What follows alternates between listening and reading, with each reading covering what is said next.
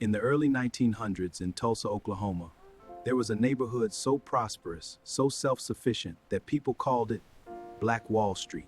It wasn't a nickname for survival, it was a nickname for wealth. But within 24 hours, that wealth would be burned to the ground. This is the story of what Black America built and what was destroyed. After Reconstruction collapsed and Jim Crow laws tightened across the South, African Americans faced segregation in nearly every part of life. They couldn't shop in certain stores, they couldn't stay in certain hotels, they couldn't use certain banks. So they built their own. Across the country, Black communities began creating parallel economies, self-sustaining business districts where money circulated within the community. But nowhere was this more successful than Greenwood, a district in Tulsa. By 1921, Greenwood was home to over 10,000 Black residents, more than 600 Black-owned businesses, banks, grocery stores, restaurants, and doctors' offices, law firms, movie theaters, luxury clothing shops. There were even private airplanes owned by Black entrepreneurs. Money moved rapidly within the community. A single dollar could circulate dozens of times before leaving Greenwood. This wasn't poverty. This was prosperity. Then, on May 31st, 1921, everything changed. After a disputed encounter between a young Black man and a white woman in an elevator, rumors spread. Within hours, a white mob gathered. What followed was not a riot. It was an organized attack. Over the next 18 hours, homes were looted and burned.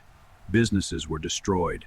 Airplanes reportedly dropped incendiary devices. An estimated 300 Black residents were killed. Over 1,000 homes were reduced to ashes. Greenwood was flattened. Black Wall Street was gone. Insurance companies refused to pay claims. City officials blocked rebuilding efforts. No one was held accountable. Millions of dollars in Black wealth, equivalent to hundreds of millions today, vanished overnight. Generational wealth that could have funded college educations, real estate empires, and business expansion, erased. And Tulsa was not alone. Similar acts of racial violence destroyed thriving Black communities in Rosewood, Florida, Wilmington, North Carolina, East St. Louis, Illinois. Each time the pattern was similar. Black prosperity rises, violence follows, wealth disappears. But here's what's often forgotten. Black Wall Street was proof. Proof that when given the chance, African Americans built thriving economic ecosystems. They created banks when banks excluded them. They created insurance companies when policies denied them. They created hospitals when segregation blocked them. Entrepreneurs like Madam C.J. Walker built national beauty empires. Black newspapers shaped public opinion. Black real estate developers expanded cities.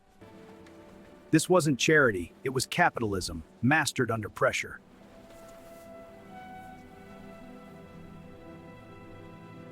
The destruction of Black Wall Street wasn't just violence. It was economic sabotage. Because wealth is more than money.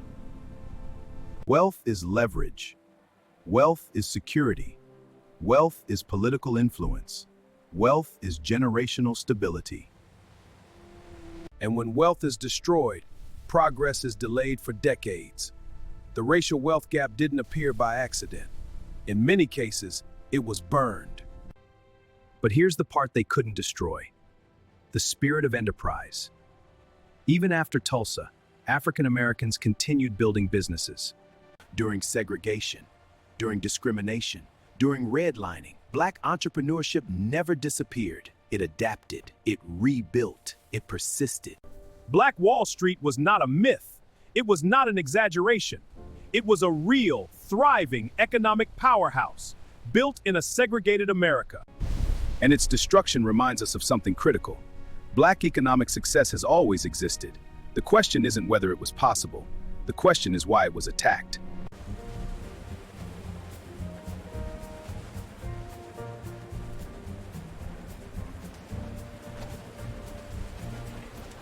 Thanks for watching.